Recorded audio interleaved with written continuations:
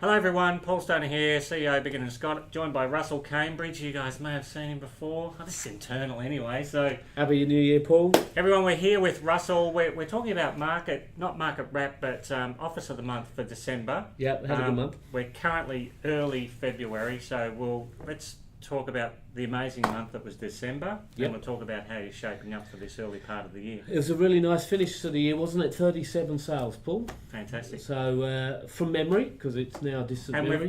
we've surpassed the goal of a sale a day.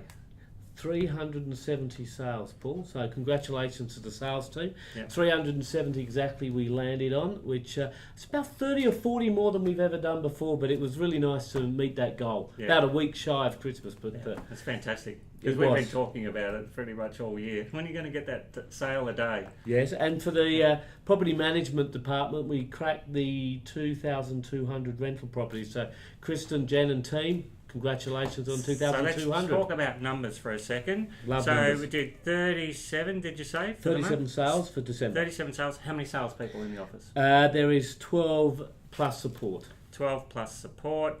Property management, how many under management? Property managers, 27. 27 property plus, managers. You've got the leasing department, there's 3 in leasing And department. how many are we managing there? 2,204 by the end of the year. 2,204.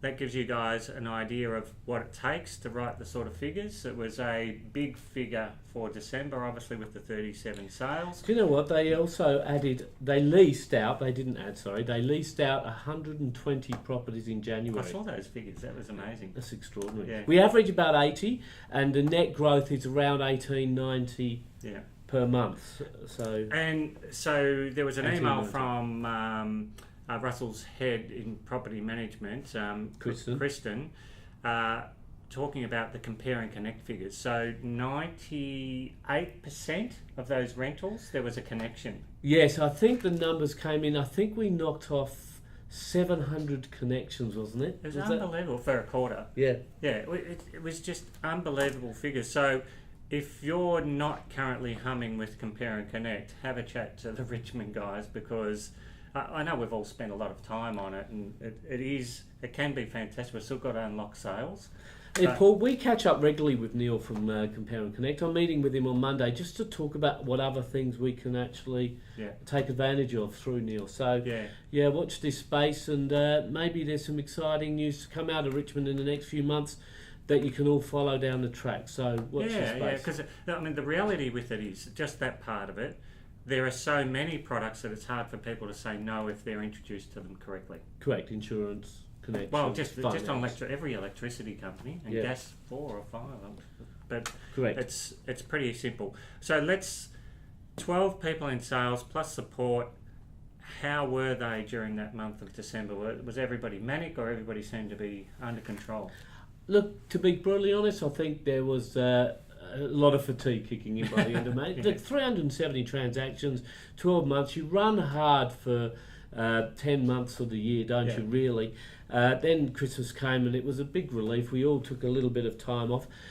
Change of personnel as well. We've got a couple of new people starting, a couple of people who've left to do other things outside of the industry because they leave the best, go elsewhere. And we've got a few new staff, and it's exciting new team. We're building around that, but mostly familiar faces.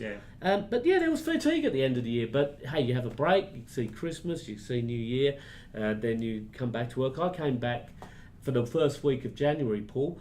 Do you know what? It was such a good time to be in the office. It was skeleton sort of staff in sales. 8 valuations came on. Carla and I won 4 out of 4 that hit the market. Yeah, fantastic. Because we were the only ones around. So the lesson is, be around early in the beginning of the year. Then I took a couple of weeks off. It's interesting, isn't it? Absolutely. So the other thing that the Richmond office have been working on, it's interesting to see, the 37 sales per month now, is getting that marketing calendar correct with the box and dice and everything. So all of that stuff's starting to flow out. Yep. And, credit to Cass and Alicia for sort of sorting that out for us, because, new programs, new systems, we're getting on top of it. So it's good. The reality is, once I talk databases with officers, usually I can see the fear in the officers' eyes because they know there's a lot of things not being done. And it's worth taking a step back to get it right for the future. Yes. It's just it really does pay off. Correct. Yeah, and look, we feel like we've got it under control now. We're heading into what's looking like an okay February and a good March as well. So let's park December. Let's talk January for you. You're all away. You came back for a week. Yep. You've listed well in for Feb.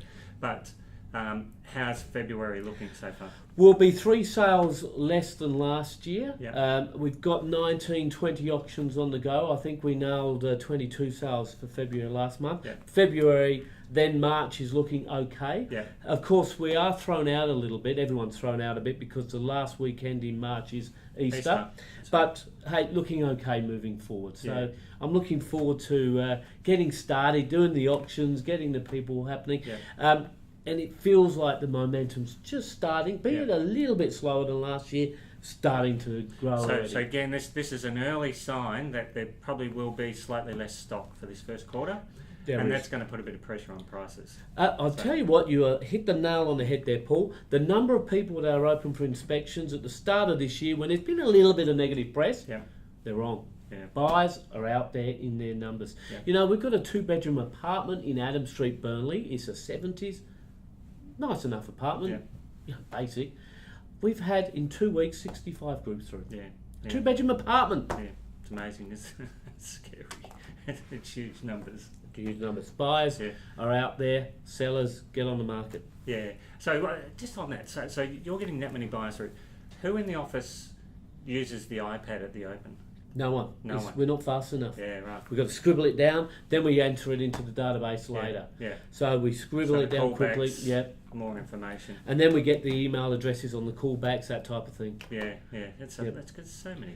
But we do ask the question: name, phone number, suburb you live in. Unless you go through one of Chris's opens, you've got to give them your date of birth. Everything. Hey, we can sometimes have to get it a bit later on. Yes. Yeah. Okay. All right. So. This is where you start to see the swing for a particular quarter, and because of the numbers that go through, you can say that it's going to be fairly similar in most of the areas. So, do you find it interesting? You read the articles in the press, and they say dramatic change in market conditions. Growth won't be as great as last year.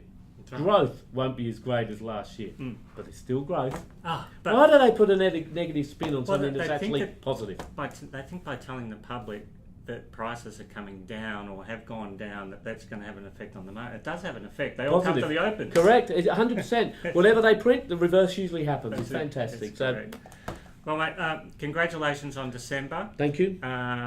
Interesting to see what happens in this first quarter. Yes. I'm interviewing the Casey office next week because they got Office of the Month for January. They seem to be very consistent. Good. So you might have someone nipping at your Congratulations, Sam and the team. Yeah. So we'll see who's here in February, hey? Hey, and guys, if we match what we did last year with a sale a day, I'll be very happy. Yeah, well, that's your minimum target. Correct. You can't go backwards. Congratulations. Thanks, Paul. Cheers, everyone.